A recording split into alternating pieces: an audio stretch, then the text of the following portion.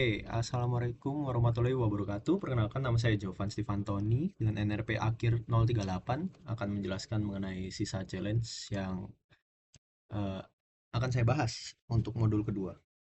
Oke, karena terakhir saya sudah menyelesaikan nomor satu dan 2, maka saya akan langsung masuk ke nomor 3. Untuk di nomor 3, kita bisa langsung masuk ke nanonya. Di sini di soal 3 kita disuruh melakukan multithreading, di mana untuk melindungi program agar tidak overflow ataupun tidak rusak, maka dianjurkan untuk menggunakan pthread mutex ataupun mutex. Di sini disuruh nilainya 7 untuk yang utama, lalu akan dilakukan proses ganjil genap. Di sini saya menggunakan iterasi 0 untuk yang ganjil dan juga pun untuk yang genap, di mana apabila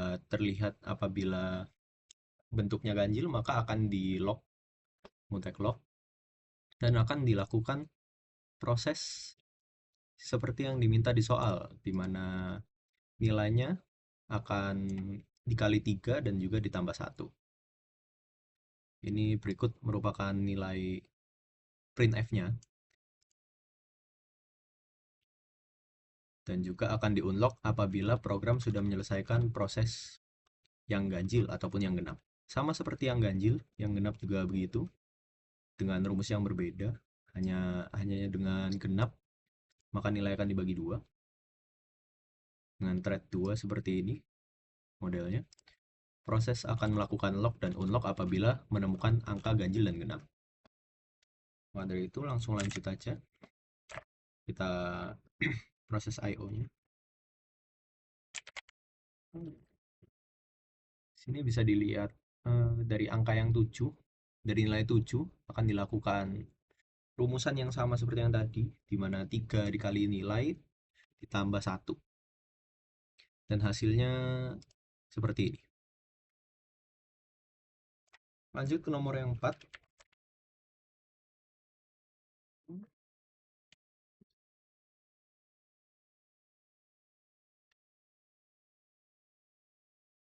Di nomor yang 4, kita diminta untuk melakukan program mengirim dan juga menerima pesan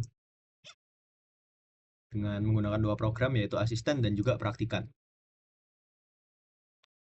Di sini saya menggunakan pipeline Vivo sama untuk keduanya, dengan membuat folder temporary untuk modul 2 dengan permission yang full untuk write, execute, dan read-nya.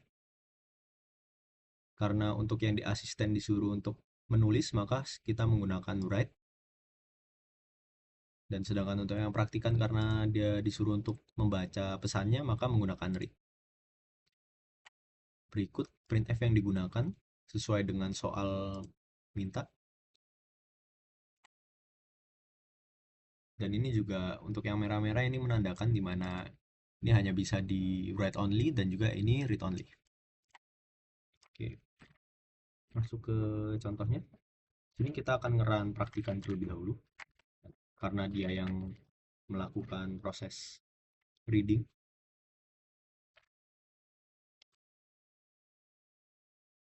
Ini bisa dilihat setelah menjalankan kedua program di dua terminal yang berbeda, asisten exe dan praktikan exe dapat menerima dan juga dapat mengirim pesan, yaitu modul 2 udah selesai. Lalu masuk ke nomor 5, di mana kita disuruh untuk menjalankan background proses dari praktikan. Nah, dari situ cara menjalankan background proses yaitu dengan melakukan praktikan exe, namun ditambahkan dengan tanda dan di belakangnya. Di sini kita menggenerate PID-nya, di mana praktikan exe sekarang sudah berjalan dalam background proses yang tidak dapat kita lihat, namun tetap berjalan.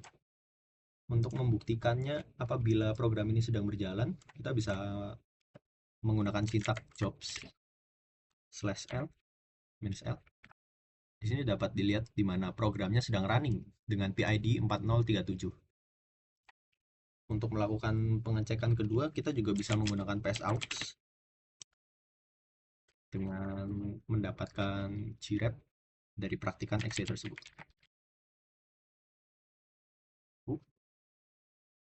Salah format, mohon maaf.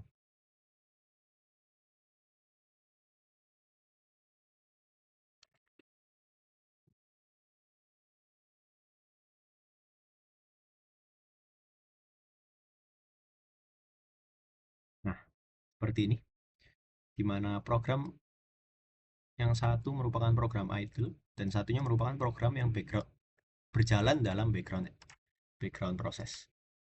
Bisa dicek apabila PID-nya sama di sini. Lalu untuk mematikan background proses tersebut kita hanya cukup menggunakan kill, di mana kill dapat kita gunakan untuk PID-nya ataupun nama program itu sendiri. Di sini saya akan menggunakan kill PID-nya yaitu 4037. Lalu bisa kita cek sekarang menggunakan sintak yang sama seperti sebelumnya. Di sini dapat terlihat bahwa programnya bukan running lagi seperti yang di atas, namun terminated. Lalu jika kita cek PSAUX-nya,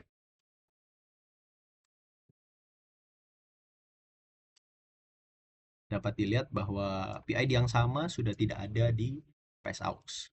Maka dari situ sudah di-terminate. Oke, cukup sekian dari saya untuk penjelasan nomor 3 sampai 5. Terima kasih dan mohon maaf jika ada kesalahan.